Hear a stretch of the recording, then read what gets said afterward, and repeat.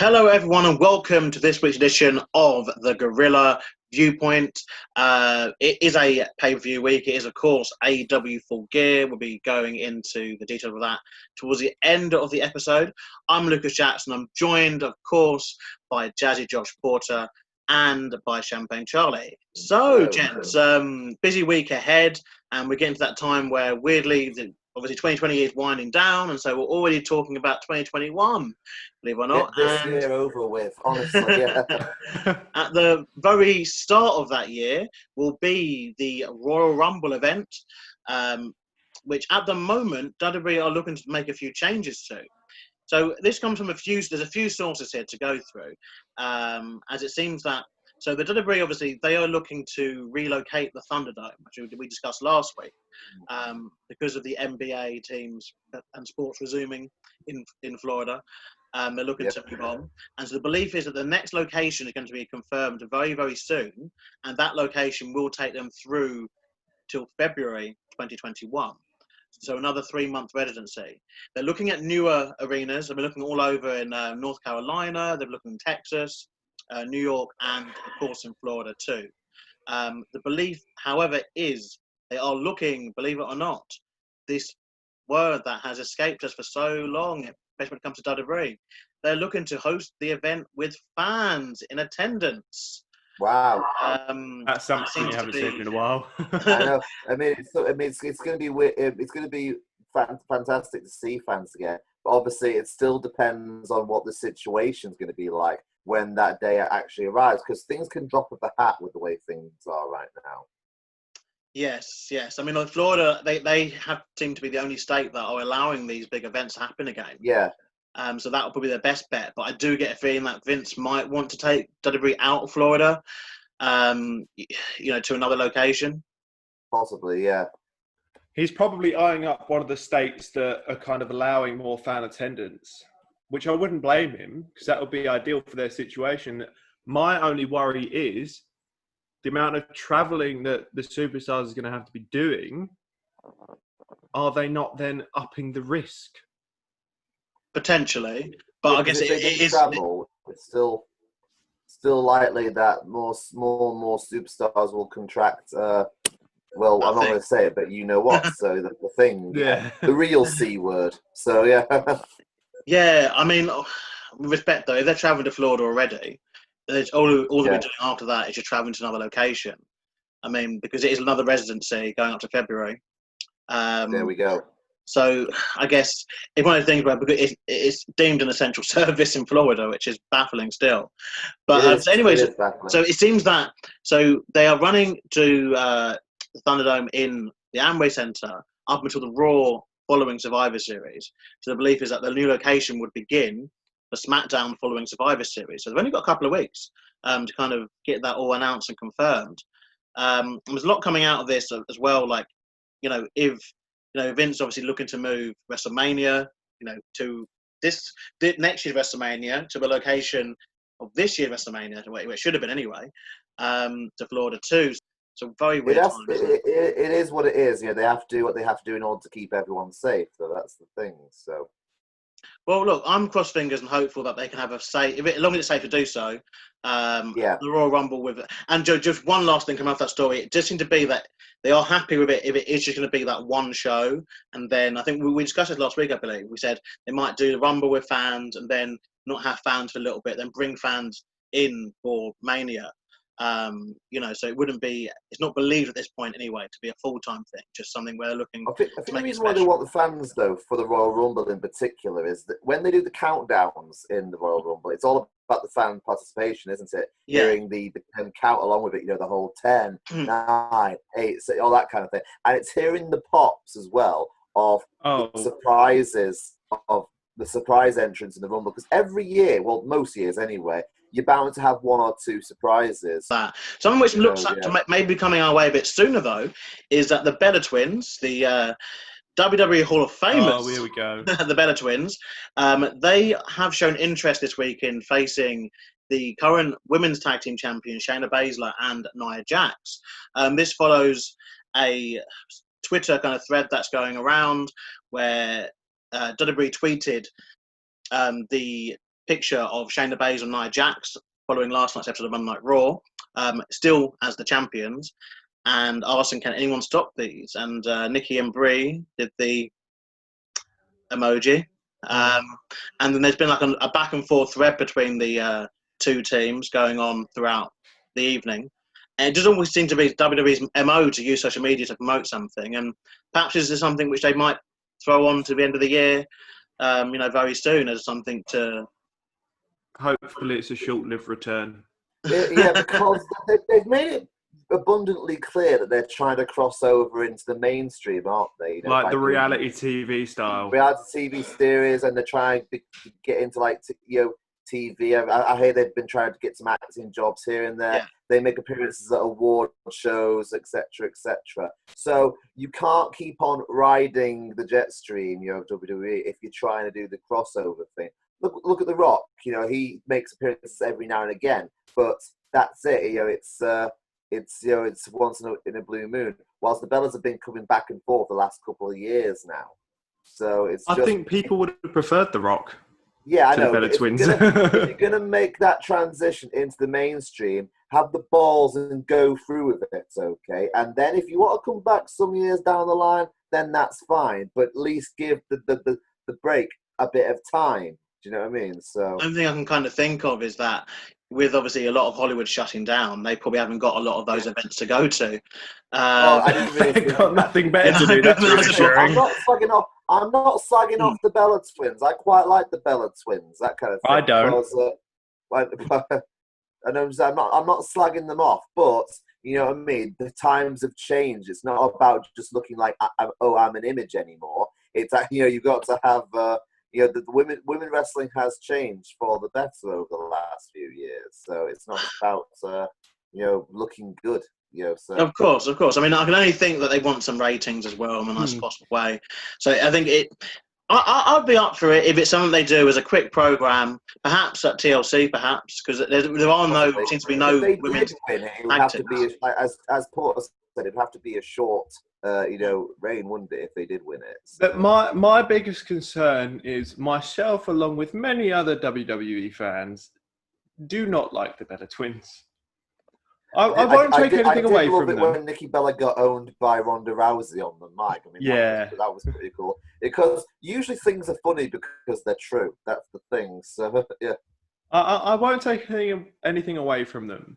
That they did take the fact that they're twins and turn it into a gimmick somehow, and really made it work for like the first few years. Then after a while, when they started splitting up, is when I think it went bad. That's when I think it went south. And now I just really don't like them. I think we've got to give them credit still. Again, this is something which, again, we've got to give them credit because they especially Nikki, I think she definitely improved in the ring quite a lot. I remember one time, about a decade ago, when they were hardly really wrestling at one point. They were just showing up on... This was during that god-awful guest hosts time, when you had people like Reverend Al Sharpton showing up on Raw. They were just being used as... I don't mean this in a bad way, but they were being used as basically props, in those backstage segments. Do you know what I mean? Yeah, that's all they were useful for at the time. They couldn't wrestle. But I think there's definitely an interest in them kind of coming into doing a short run in WWE. I think, and also big congratulations to them both. The children they had earlier this year. Oh yeah, yeah. And WWE, they like this kind of happy kind of story, kind of thing. I mean, it'd be very very close. At the same time, wonderful. Yeah. So yeah. And I'm guessing that Total Divas / Total Bears would be coming back eventually, in the new year as well, so it could tie in quite nicely. I think obviously as well, something we've got to discuss here is obviously the Hall of Fame ceremony this year hasn't happened yet, so it is a case of they could obviously come back as part of a program to say when that's going to happen. Maybe they tie that in with the Rumble weekend itself. Well, yeah, because 90% of the time, if someone's about to be inducted into Hall of Fame, they'll come back for like a relatively medium-sized run before they get inducted. One last ride. They did it with Ricky the Dragon Steamboat, didn't he? And they did it with and they did it with Goldberg and Ric Flair, a lot of people. And Hogan in 2005 as well when he got inducted. So why not the Bellas? Why not the Bellas for? I'll be up for if they want to come and lose to Nia and Shayna at TLC. Perhaps have a couple of matches on Raw. and then do the Women's Royal Rumble in January, obviously, and then perhaps do the Hall of Fame. Again, Hall of Fame, I don't know, what are we thinking? Like, to keep this very quick, we've got to move on to other stories, but do we think they're going to do Hall of Fames together for 2020 and 2021? Or are they going to have this class just be deferred to next year? Well, I do think that the inductees this year, they deserve that moment in the limelight. I really do. So I wouldn't be surprised if they try splitting the Hall of Fame into two. You know what I mean? Give those last year. Maybe do it the weekend before. For last year's inductees, give them that moment to shine. On the stage. To collect their those who are still with us, of course. And their families who are accepted for the posthumous inductees. Give them that night, and then the following week, do the other inductions. I wouldn't put it past WWE if they just did like a double length feature. They've even got enough names now. I mean, yeah, I think what would really be ideal is just kind of not cancelling next year's Hall of Fame, but just having this year's Hall of Fame next year. Yeah, rather than having two separate Hall of Fames. Is an example is people have been begging for the British Bulldog to be inducted for years. Yeah. We were finally going to get it this year, and we kind of got robbed of it, but due to the current situation, you know what I mean. So we'd love to see, whoever it is, most likely Davey Boy Smith Jr. Do that speech, talk about his father, that kind of thing. The induction we always wanted, but been robbed for years. I mean, we discussed this when we did the Hall of Fame episode. We discussed that they are running out of names. It might be a kind of sign now. Maybe they should do a thing where they do it every 2 years, perhaps, or every 18 months, or half. Because we are running out of people now. We're getting to the state now where Hall of Fame, 2025 is going to be headlined by someone, really underwhelming potentially, because there'll be more celebrity entrants than actually wrestling entrants. Yeah. Because the more I think about it, the more I realise, like, a good percentage of people that are worthy of the Hall of Fame either are on bad terms with WWE or still wrestle for WWE on a weekly basis.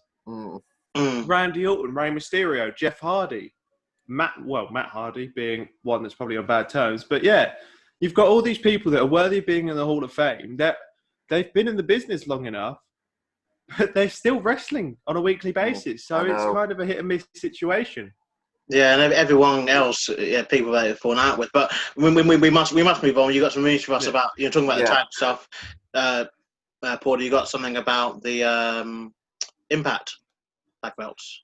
So after a massive Bound for Glory, Madison Rayne announces that the TNA Impact Knockouts Tag Team Championships, that is a mouthful to say, are making their return at Hard to Kill in January 2021. The women's tag titles for Impact Wrestling haven't been defended since Brooke Hogan not relinquished, but stripped Eric Young and ODB of the titles back in 2013.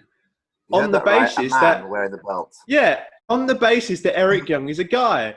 However, they're the longest reigning Knockouts Tag Team Champions in history. Because they never bloody defended them. Days. No, this is true. They never defended them. But still, like it'd been allowed for months because he was doing a bleeding fishing television show. So yeah, and he was doing all those vignettes with the Legends title or TV title at the time. That was before that, actually. That was before that. Oh, but yeah, he'd had they were reigning champions 473 days. It's ridiculous. It was ridiculous. Citation needed. It made no friggin' sense. And suddenly, Brooke Hogan goes, "No, you can't have it anymore because you're a guy." It's like, hello, I've just had it for the last year and a half nearly. Yeah, exactly. It's 14 months later. Thank you very much. Yeah. It's like, you're a bit late. The only problem I have with this, though, is they don't really have any women's teams in Impact Wrestling right now. Just top WWE. Kira Hogan. To top it off, Kira Hogan and Tasha Steelz. Can I just say this? And to top it off, I don't think there's enough women in order to make a team system. No, they've got a decent sized roster. Like, they may not have loads of teams, but they've got Havoc and Neva, or Neve, whatever you pronounce it, Tasha Steelz and Kira Hogan, and then you've got Taya Valkyrie, Rosemary, and there's a few others. Yeah. So Impact Wrestling have lost me recently because did you see that god awful Who Done It storyline they did this week? Oh, with the Who Killed Johnny Bravo? Who killed Johnny Bravo? Yeah, who, the Cartoon Network. Who shot the groom? You know what I mean? So yeah, This looks like something that would give Vince Russo a hard on. Honestly, it's ridiculous. So yeah.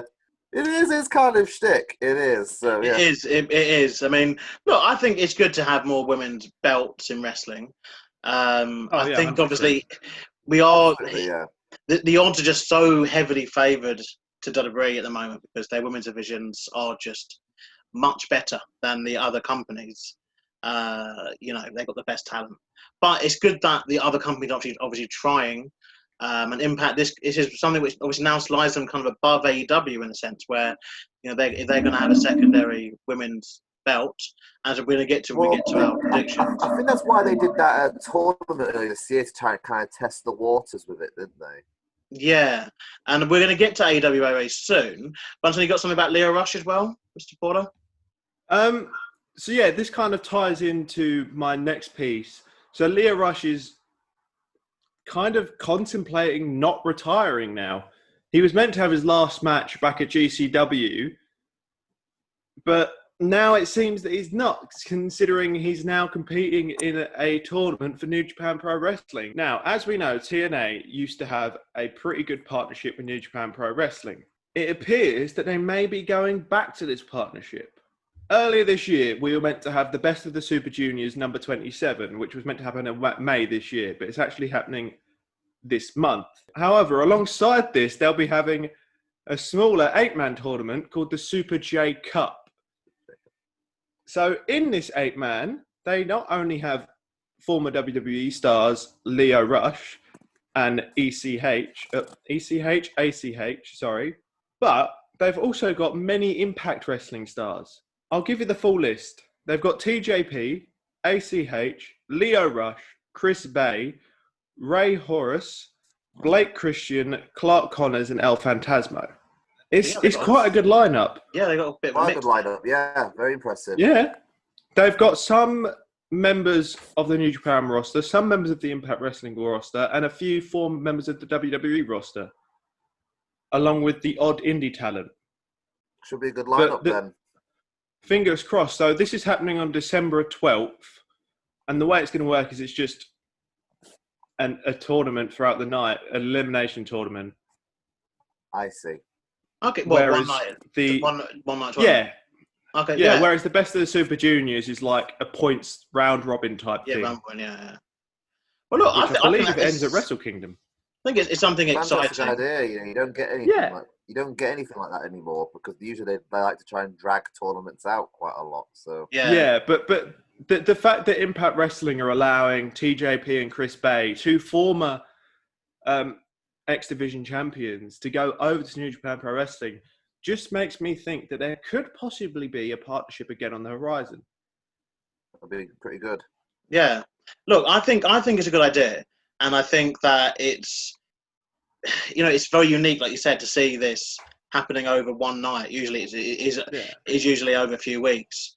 Tournaments obviously can be a bit heavy on the wrestling side. That's the reason why I think. Absolutely. Because obviously, you're fighting a good 2 or 3 people in one night. Yeah, and I think that's why they shift away from them. But I think this, obviously, as a one-off event and as something unique for New Japan, could work quite nicely. But right, so that concludes part 1 of the Gorilla Press this week. Part 2, we are going to focus on AEW and the Full Gear predictions. So that video will be up over to me later for this, today. Don't we? Yeah. That video will be up later today. Until then, I've been Lucas Jackson, joined by Champagne Charlie and J. Josh Porter. We'll see you very, very soon.